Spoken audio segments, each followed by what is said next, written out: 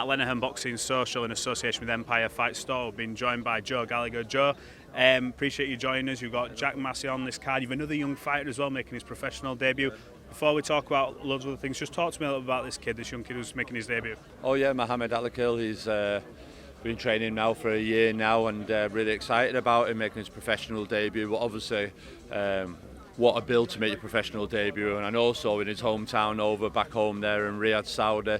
So it's there'll be huge pressure on him when it comes fight week, but he's been really good in the gymnasium, and like I've said to him today when he's come down here, just watch Jack and just take it all in. It's some stage to make your professional debut on, but he's a good kid, and hopefully he'll perform on the night. 100%. And you've got Jack Massey as well, who's obviously got this task in front of him of Jaya Pataya.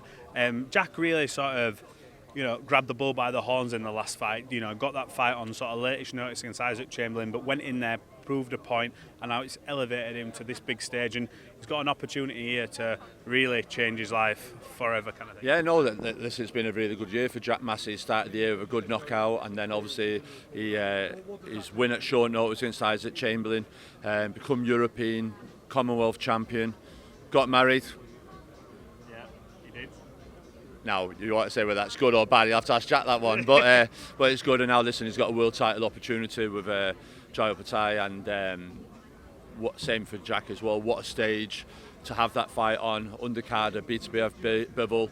And Jack's a fighter in form. I think it was very good timing that the Chamberlain fight came. We managed to do the 12 rounds. It wasn't a 3 or 4 round job. He got 12 rounds under the bank, built on his conditioning, because he had been out of the ring for a long time, obviously since he fought Joseph Parker, until he fought at the beginning of the year. So he started to build up a bit of momentum, and here we are now fighting, I'd say one of the most, not a lot of people are lining up to fight him in world boxing, one of the most feared men in the cruiserweight division.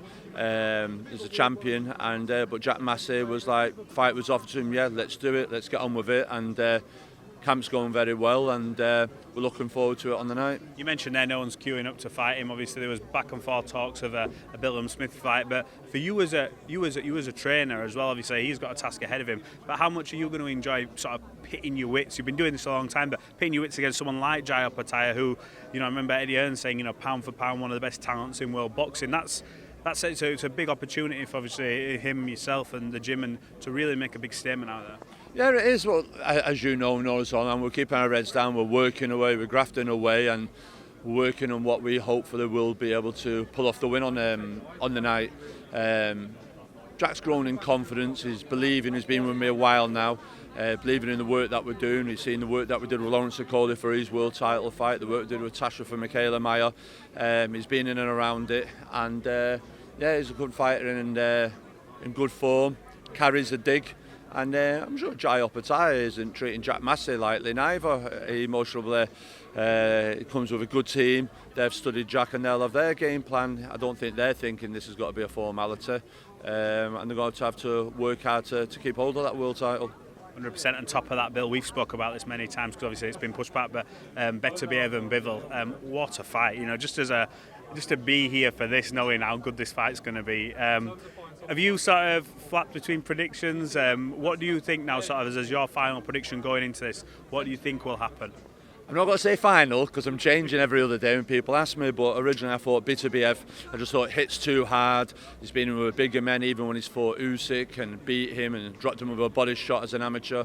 Bivol's performance against Canelo showed how good he was. But then sometimes you look at Bivol when he fought Joe Smith, he got caught late early on and got hurt and wobbled. So Beterbiev, when he lands, it's a bit like Daniel Dubois, Joshua at the weekend, that we've got to see destruction, or can Bivol, with his feet and his boxing, his rhythm, keep him away. He knows it's a different animal, Canelo. He knows he's got a bigger fighter, a bigger puncher, and someone that's going to be coming for him all on and again. But what a great fight, another big fight that's managed to happen this year, all thanks to Riyadh Season and Turk and Gold Star and Frank Warren, everyone that's involved to get this fight done. It's just what the fans are asking for, aren't they? We're in good fights every other month, and we've still got lots of good fights before the end of the year as well. But Beterbiev Bivol is one of the juicy fights of 2024 up to now. Let's just quickly, before we end this, quick reaction to obviously last weekend. I believe sort of your comments were referenced on a few outlets coming into it about live opponents, and look, I know you stick by your things and what you said, and I suppose because of the comments you said, are you not as surprised with how that fight went? No, I said it in the gymnasium when we asked for the predictions. I said Dubois, and people are saying like, oh, it's this Gallagher. Listen, it's just what I see. I've been around Daniel Dubois when he's fought out in Rio. I've seen the team around him, Don Charles, Kieran Farrell, the energy that he brings to the team with him as well.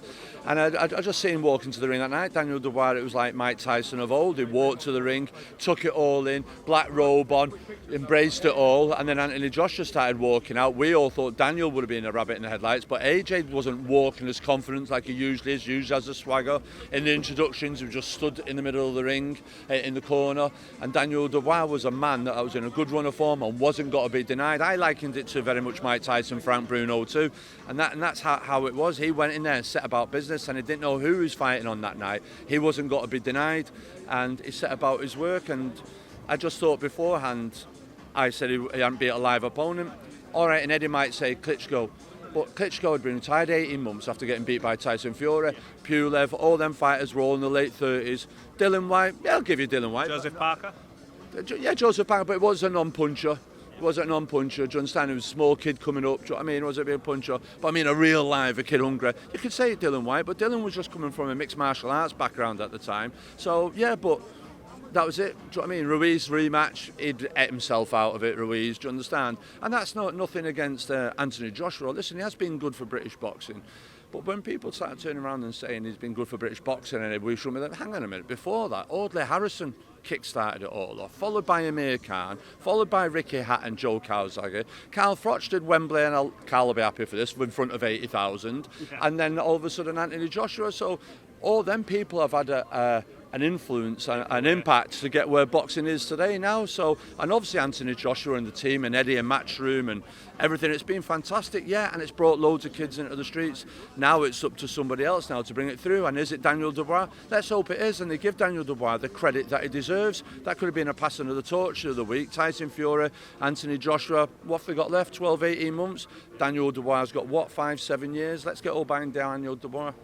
100%. Do you think in terms of Anthony Joshua, I know there's a lot of people calling for retirement, but we've seen fighters come back. There's still other fights out there. You know, you've Joseph Parker, who's just beaten, you know, two tough lads on the bounce, come off a win against Zhilei Zhang. He's looking for a fight. I suppose Wilder, because he got beat now, you'd look and go, maybe does that fight make sense? That's a good fight now, Wilder versus Anthony Joshua, because you're looking at it from the vulnerability impact that as soon as one lands, one's got to go. But are they going to risk Anthony Joshua in that type of fight for not the biggest money when he can sit on the sidelines? And still they'll try and make Tyson Fury and Anthony Joshua, and it is a big fight, but it's not the biggest fight that there could be. But commercially wise, and for the UK or in Saudi, Anthony Joshua, Tyson, the name still make it a big fight. A bit like Mayweather Pacquiao at the end, it was still a big fight, but they weren't at the best, but it was still a big fight. So I can see that point of view. But for hungry up and coming fighters, when you've got Cabiel, you know what I mean, and Martin Bakole, Joseph Parker, Lawrence Okoli now's in the heavyweight mix as well. So it's exciting. The heavyweight division is boiling, bubbling, and it's really good. Yep, agree there, Joe. Look, we look forward to catching up with you again. Congrats, obviously, on the fighters on this card, and we'll be in touch soon. Yeah, no problem. Good to see you, Matt. Thank you.